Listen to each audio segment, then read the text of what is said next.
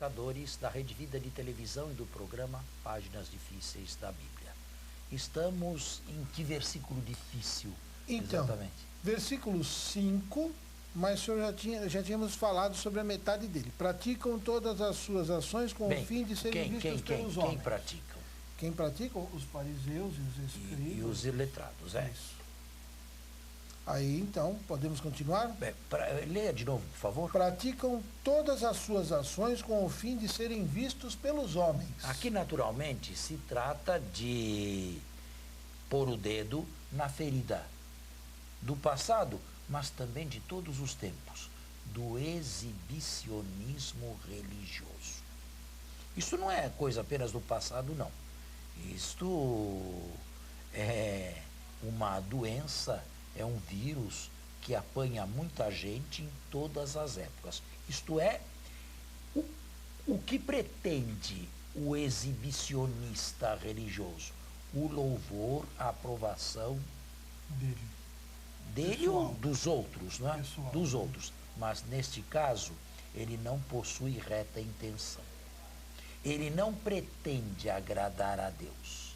Ele pretende arrancar aplauso de A, de B, ou de C, ou de todos. A segunda parte do versículo, acho que explica isso que o senhor está dizendo, né? Traduz bem isso. Com efeito, usam largos filactérios e longas franjas. Bom, aqui é uma coisa meio delicada, porque não sabemos nem que são esses filactérios, nem que são essas franjas. Como vou explicar isto?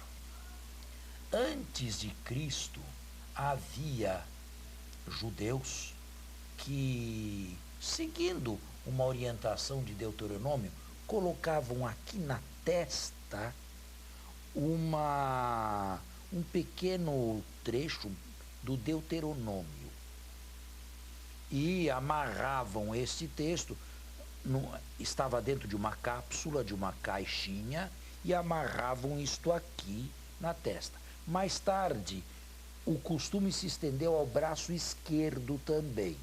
Amarrar uma espécie de caixinha, não é?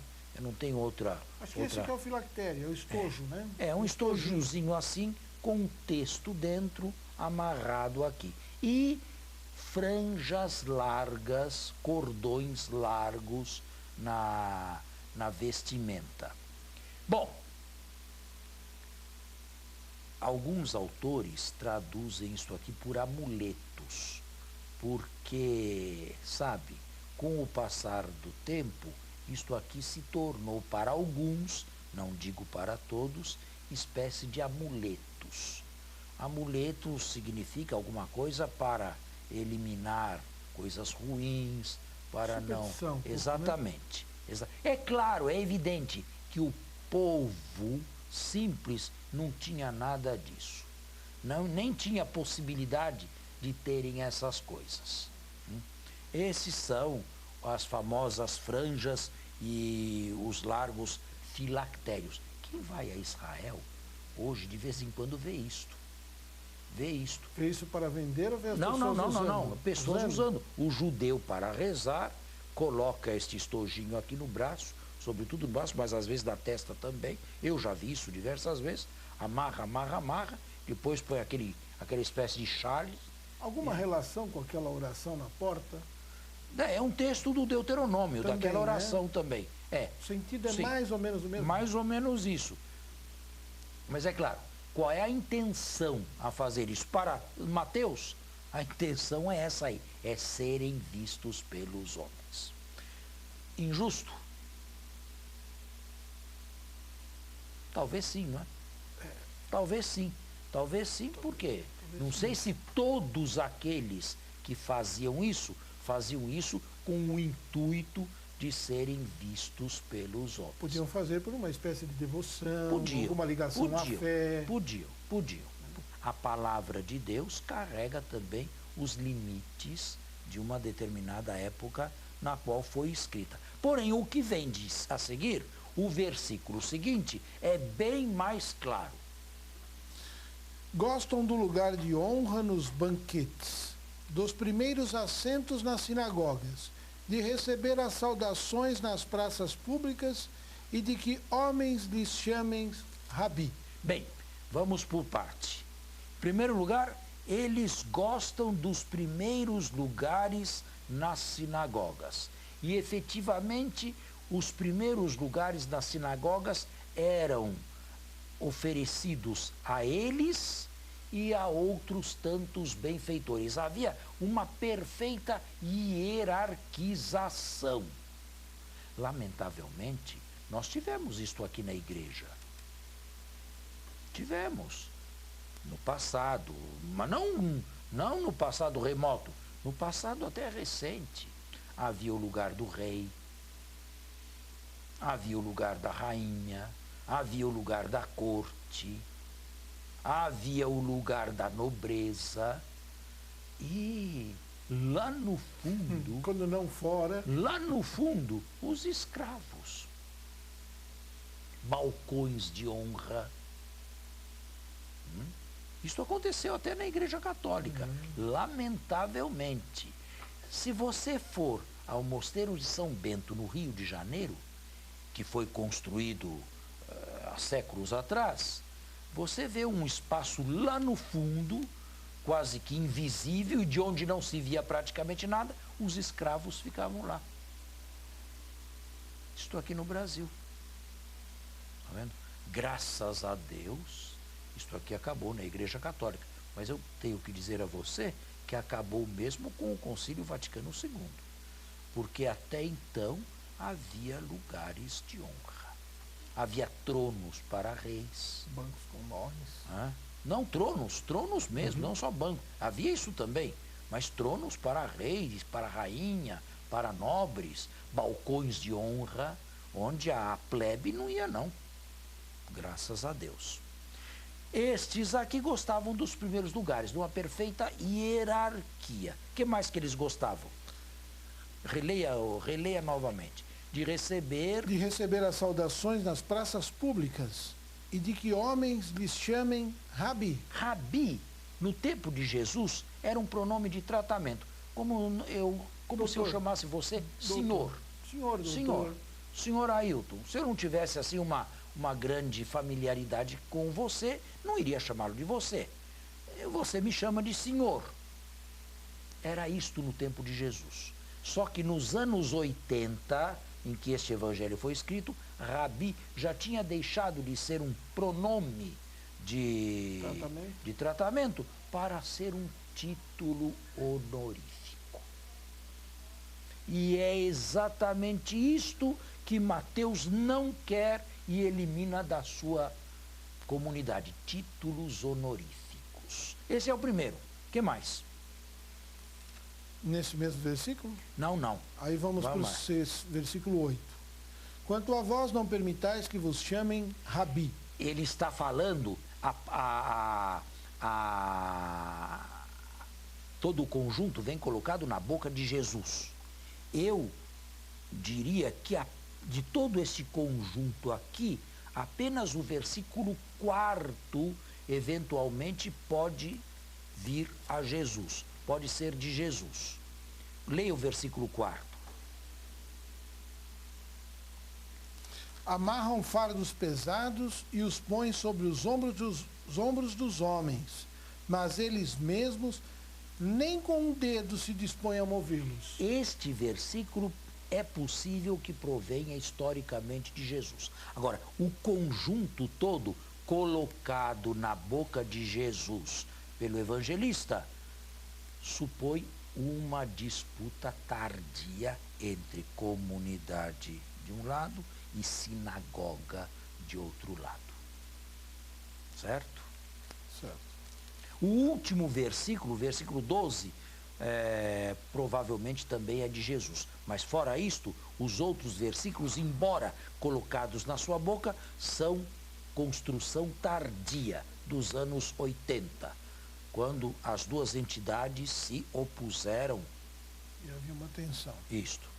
Pois um só é o vosso mestre, e todos vós sois irmãos. O único título que Mateus exige ou que Mateus aceita para a sua comunidade é irmão, adelphos, ou irmã. Nenhum outro título. A ninguém na terra chameis pai. Pai, Abá. Pai. Sim. Portanto, nem Rabi, nem Abá. Pois um só é o vosso Pai, o Celeste. Acabou. E aqui vem um terceiro título que deve ser evitado. Nem permitais que vos chamem guias. Guias, diretores. Pois um só é o vosso guia, Cristo. Você está vendo? Se Jesus falasse, Ele não ia falar Jesus dele. não falaria desta maneira. Sim. Está vendo que isto aqui é catequese da comunidade? Portanto, são eliminados 3 títulos. Primeiro, Rabi, Rabi. Segundo, Abá, pai, Abá, pai. pai, Terceiro, guia. guia ou diretor. Continue. Antes, o maior dentre vós será aquele que vos serve. Aquele que se exaltar será humilhado, e aquele que se humilhar será exaltado. Esse versículo 12, juntamente com o versículo 4, podem provir historicamente de Jesus. Formam bem um contexto jesuano, esses 2 versículos. O resto é construção mateana, e para a elaboração disto aqui, ele se serviu de Marcos, da fonte que e de certas afirmações redacionais feitas por ele mesmo, tá? Ou assumidas por ele mesmo. Bom, até aqui foi a introdução. Até aqui foi a introdução. Agora nós vamos aproveitar fazer um intervalo e logo depois entramos no vivo da discussão. Certo.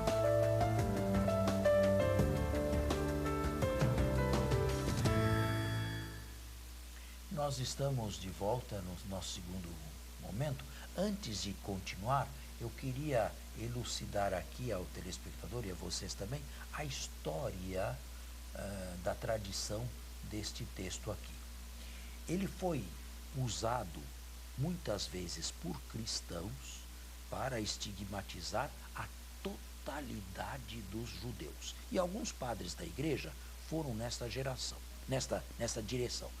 Por exemplo, a cátedra de Moisés deve ser excluída.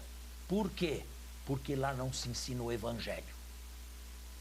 Lá se ensina simplesmente a lei antiga, mas a lei antiga foi abolida por Jesus. Quem são esses hipócritas? Não são apenas os fariseus e os letrados, mas todos os judeus. Mas é interessante que na história da tradição, esta crítica feita originariamente aos judeus passou a ser uma crítica feita a nós padres também. O texto não fala de nós padres e bispos, mas na história da tradição, isto aqui foi aplicado a nós. Quem são esses que amarram fardos pesados sobre os ombros dos outros, mas não os tocam com o dedo? Os padres. Quem são esses que andam com largos filactérios e longas franjas? Os bispos. Os bispos.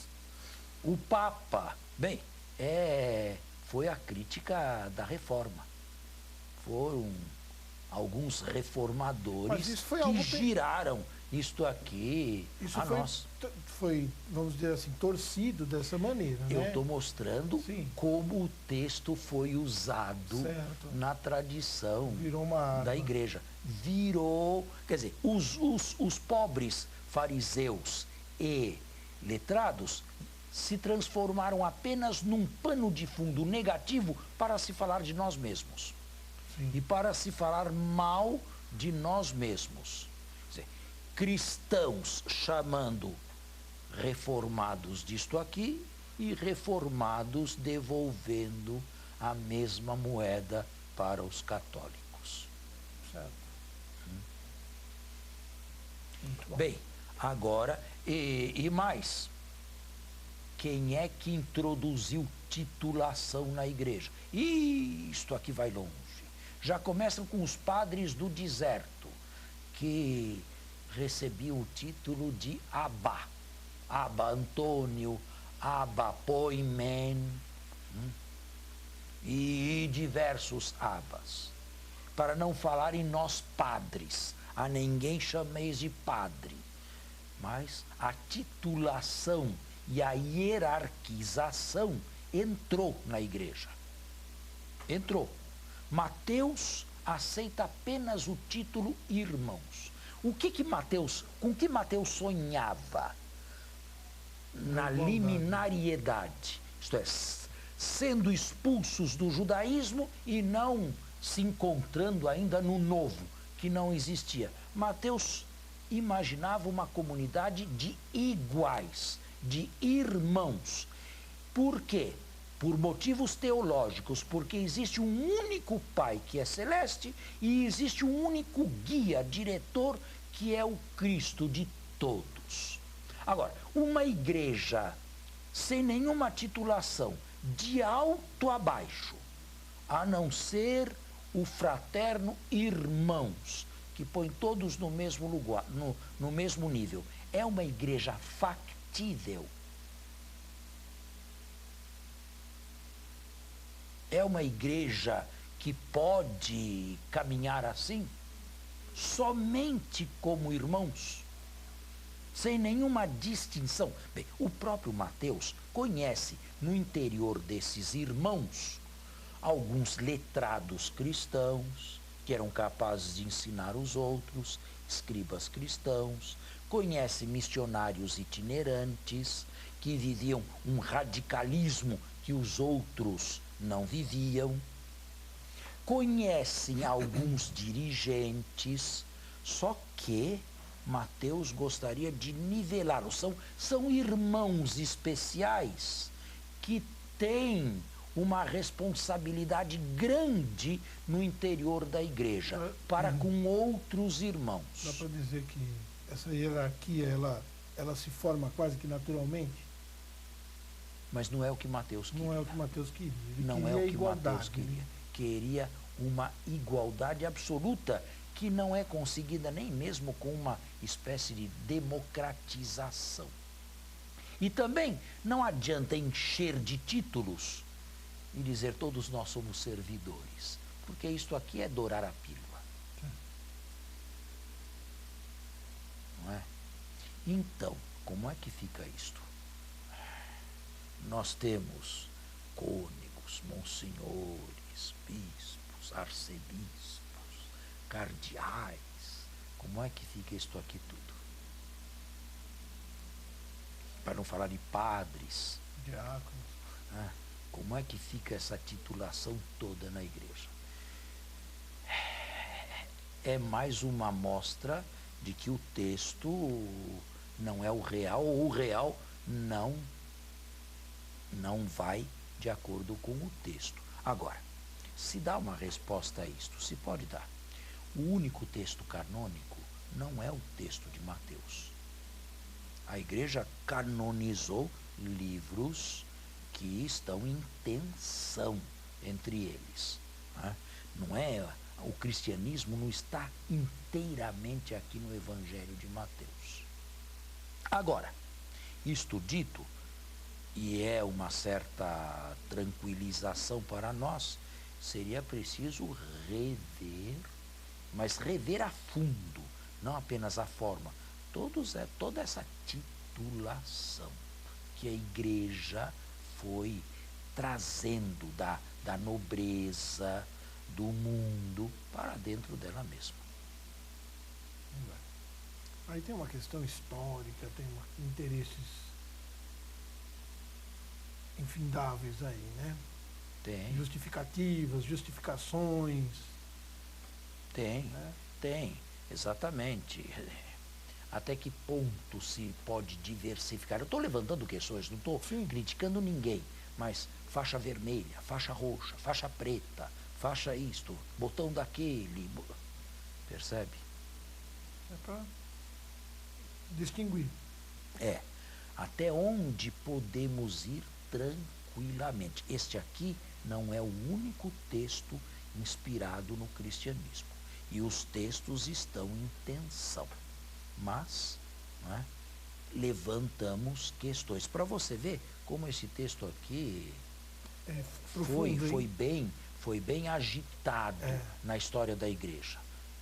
Agora continue. Agora vamos entrar para a parte principal, o corpo propriamente dito. Os sete ais, as 7 condenações. Regina, 15, 13. O primeiro ai é pequeno, é genérico, é amplo e é pequeno. Apenas um versículo.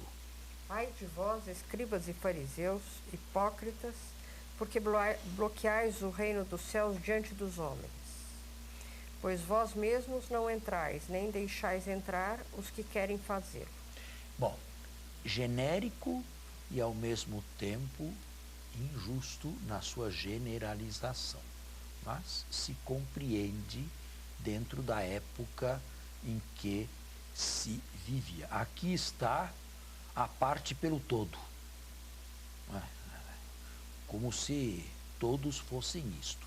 Não é verdade. Havia autocrítica no judaísmo também. Havia, entre eles também. Agora, qual é a profundidade disto aqui? No capítulo 16, Jesus entregou a chave do reino dos céus a Pedro. Tudo o que ligares na terra será ligado nos céus. E Pedro pode abrir as portas do reino dos céus. Esses aqui fazem o contrário. Fecham. Exatamente. Fecham o reino dos céus. É a antítese perfeita da vocação do discípulo líder, Pedro. Pedro abre, estes fecham. De fato. Esse é o primeiro. Agora vem o segundo. Ai de vós, escribas e fariseus hipócritas, que percorreis o mar e a terra para fazer um prosélito. Mas quando conseguis conquistá-lo, vós o tornais 2 vezes mais digno da geena do que vós. Bem, aqui também é genérico, mas se trata de uma outra questão. Percorrer mar e terra é uma hipérbole. Não é que os judeus fizessem isso.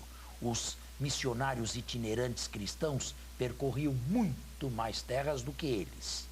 É uma pura hipérbole aqui. Agora, havia prosélitos judeus. E é possível que certos prosélitos pagãos convertidos ao judaísmo, quando assumiam de vez o judaísmo, se posicionavam também tremendamente contra os cristãos, contra a comunidade de Mateus. Então, leia de novo. Percorreis o céu e a terra para fazer um prosélito, mas quando conseguis conquistá-lo, vós o tornais 2 vezes mais digno da geena do que vós. Ele se torna pior do que vós no trato com os cristãos, com a comunidade. Temos que encerrar o nosso programa hoje e acredito que pouco a pouco o telespectador vá compreendendo a profundidade e os limites deste texto também. Muito obrigado. Bom final de semana a todos. Bom domingo, até a próxima semana.